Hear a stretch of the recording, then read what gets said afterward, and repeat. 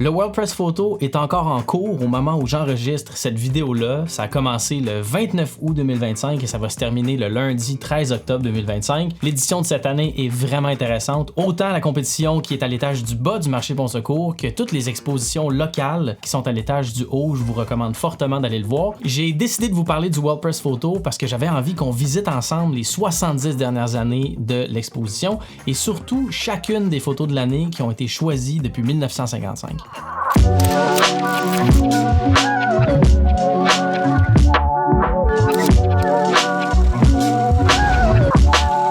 commençant, c'est quoi ça, le World Press Photo? Grossièrement, le World Press Photo est une organisation indépendante à but non lucratif qui met de l'avant la force du photojournalisme et de la photodocumentaire pour approfondir la compréhension des complexités du monde, promouvoir le dialogue et inspirer à passer à l'action. Juste de le dire, je me sens déjà comme une meilleure personne. Tout ça a débuté en 1955 aux Pays-Bas et c'est devenu aujourd'hui l'exposition qu'on connaît. Ça a commencé comme une exposition de photojournalisme qui était un concours en fait à savoir laquelle des photos était la meilleure dans plusieurs catégories. Puis depuis les 70 dernières années, on a cette exposition-là disponible partout mondialement. Puis à Montréal, c'est seulement depuis 2007 qu'on l'a et je peux me vanter d'être allé à chacune des expositions, sauf une.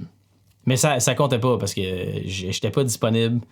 Regarde, on passe à d'autres choses. Aujourd'hui, ce que je veux faire avec vous, c'est prendre le temps de regarder certaines des photos de l'année qui ont été choisies comme étant les meilleures depuis 1955. Il y a des choses qu'on remarque là-dedans qui sont assez impressionnantes. Premièrement, ça a pris 20 ans de 1955 à 1975 avant que ce soit une femme à qui on décerne le prix de la meilleure photo de l'année. Ça s'explique comment? Je le sais pas vraiment, mais je suis vraiment content et depuis ce temps-là, il y a plusieurs femmes qui se sont vues remettre le lauréat de l'année. D'ailleurs, il y a Amber Bracken qui a gagné tout récemment comme photo de l'année avec sa photo qui mettait en mémoire les enfants des pensionnats autochtones. Je vais aussi vous montrer la photo qui a gagné en 2018. Je peux me vanter et brag que j'ai été porte-parole du World Press Photo en 2018, en plus d'y avoir exposé un travail que j'avais fait auprès des victimes des attentats de la Grande Mosquée de Québec en janvier 2017. La photo qui a gagné cette année-là, c'était Ronaldo Schmidt avec la photo d'un manifestant au Venezuela qui venait de se faire éclater un cocktail Molotov dans le dos. Le manifestant, comme on peut le voir sur la photo, s'en va en courant, évidemment, pour se cacher des flammes. Cette photo-là m'a beaucoup marqué. Puis ce que j'ai beaucoup aimé aussi, c'est que lors de l'exposition, il y avait une photo qui montrait cette même photo-là mise en abîme, avec plusieurs photojournalistes autour qui prenaient sensiblement la même affaire, le même sujet, mais c'est finalement M. Schmidt qui a gagné la photo de l'année. Ça a marqué l'imaginaire, évidemment, pour démontrer la violence des manifestations au Venezuela à ce moment-là. Une autre chose que j'ai trouvé intéressante quand je regardais la fresque au deuxième étage du marché Bon Secours pour voir toutes les photos de l'année depuis 1955, c'est que je sais qu'il y en a plein de ces photos-là qui ont marqué l'imaginaire et ont été choisies comme photographie de l'année dans les années où elles ont été faites. Par exemple, cette photo d'un moine bouddhiste qui va s'immoler par le feu dans les rues de Saigon, je sais qu'il y a plein de gens qui ont vu ces photos-là. Ça a été repris plusieurs fois dans la culture populaire, cette image-là, tellement elle est forte. C'est une photo qui a gagné le lauréat de l'année en 1963. C'est une photo qui a été faite par Malcolm W. Brown et vous la connaissez sans doute déjà. Il y a aussi cette photo classique de 1973 à qui on attend encore d'attribuer le crédit. C'est pas clair qui aurait pris la photo. Cette situation-là, c'est après qu'un avion vietnamien ait largué du napalm sur ses propres troupes et ses civils par erreur. Vous avez clairement déjà vu cette photo-là. Elle est vraiment marquante. On a aussi cette photo de Charlie Cole en 1990 qui montre un manifestant pour les régimes démocratiques qui se tient devant un tank à Beijing au Tiananmen Square. Je sais que cette photo-là a fortement marqué l'imaginaire. C'est une photo qui est souvent reprise pour démontrer des manifestations, une forme de résistance envers le gouvernement. 1990, cette photo-là date de pas si longtemps.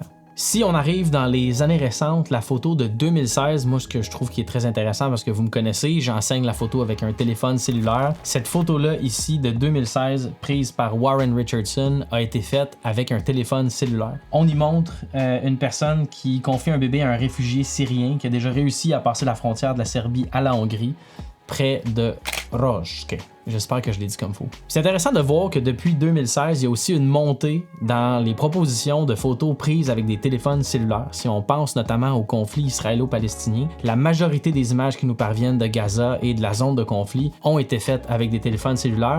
J'ai vraiment l'impression qu'à travers les prochaines années, ça va être un instrument de choix pour les photographes, pour les personnes qui vont aller en zone de conflit parce que c'est tellement discret, ça se cache très bien, puis c'est facile à manipuler. Donc pour n'importe qui aussi qui est à l'intérieur des zones de conflit, que ce soit des résidents, des personnes du pays, et non des photojournalistes qui sont parachutés dans les zones de conflit, je pense que ça peut devenir très intéressant comme moyen de communiquer ou de transmettre ce qui se passe sur le terrain. Encore une fois, dans les photos récentes, je me souviens très bien d'avoir vu cette photo-là qui m'a énormément marqué. Ma fille venait d'avoir 2 ans. On remonte à 2019, une photographie de John Moore au Texas qui montre une jeune vénézuélienne en pleurs parce que ses parents ont été accostés par des agents de l'immigration. Cette photo-là m'a vraiment beaucoup marqué. J'ai pas vraiment d'opinion à donner par rapport à l'immigration illégale. Par contre, cette photo-là m'a beaucoup secoué parce que ma fille allait avoir tout juste 2 ans, puis je l'imaginais dans une situation de détresse comme ça. Je trouvais ça extrêmement difficile, puis c'est pour ça que je pense que le World Press est important, parce que oui, on entend parler de plein de sujets, de plein de conflits, de plein de zones de guerre partout dans le monde, puis pour moi, le World Press Photo, c'est une réponse à une question qu'on sait même pas qu'on a. Une question basée sur notre volonté de voir des vraies images. On est bombardé sur Instagram, sur TikTok, sur YouTube,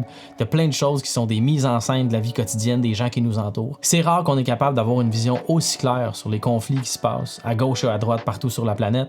Donc je trouve ça important à chaque année d'aller faire un petit pèlerinage au World Press pour s'imprégner un peu du sort du monde puis de ce qui se passe autour de nous. On en ressort un peu plus informé, on en ressort secoué, ça c'est sûr et certain, mais je pense que c'est vraiment important juste d'aller faire un tour, juste de dire je comprends, c'est ça qui se passe, maintenant je sais et on peut aussi agir en conséquence. Ça le dit d'ailleurs dans le manifeste du World Press Photo, c'est là pour inspirer à passer à l'action. C'est sûr que comme citoyen, c'est un peu difficile d'avoir une mainmise sur des conflits qui se passent à des milliers et des milliers de kilomètres de chez nous, mais si on est informé, puis on est capable de prévenir ce genre de conflit-là d'arriver sur notre territoire, je pense que c'est déjà un bon pas vers l'avant. L'exposition du World Press Photo se déroule jusqu'au 13 octobre. Dépêchez-vous d'y aller. Si jamais vous le manquez, de toute façon, c'est pas grave. Ça revient à chaque année. Chaque édition est différente, autant au niveau du concours de photos par le World Press Photo, mais aussi au niveau des expositions qui sont au 2e étage du marché Bon Secours. Je tiens à saluer 3 personnes que je trouve très importantes dans le développement du World Press Photo. Mathieu Ritz, qui est le producteur du World Press Photo, Yann Fortier, qui est le directeur général de l'événement, et aussi ma bonne amie Fabienne Couture. Tous les 3 m'avaient donné un coup de main alors que, encore une fois, j'étais porte-parole en 2018 et que j'avais exposé. Ils ont été vraiment gentils et depuis 2007 que j'assiste à l'exposition. Mais depuis 2018, j'ai un attachement encore plus profond envers cette exposition-là. Dépêchez-vous à y aller, il reste quelques jours, ça coûte pas cher, ça vaut la peine, ça fait naître des discussions et ça appelle beaucoup à la réflexion et aussi à prendre conscience de tout ce qui se passe autour de nous. Bonne visite, on se reparle très bientôt.